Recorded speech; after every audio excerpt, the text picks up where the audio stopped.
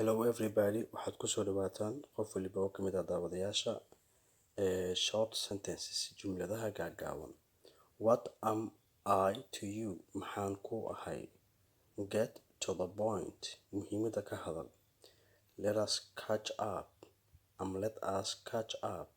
Aan kulanno. You are such a hypocrite. Waxaad tahay munaafiq. Don't lose your temper.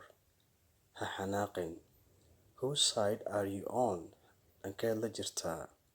Just drop me off here. Halkan igu deji. Shame on you. Isku xishow. Hagaag daawadayaal, waxaan filayaa inaad fahamteen cinwaankeena oo ahaa short sentences jumladaha gaagaaban.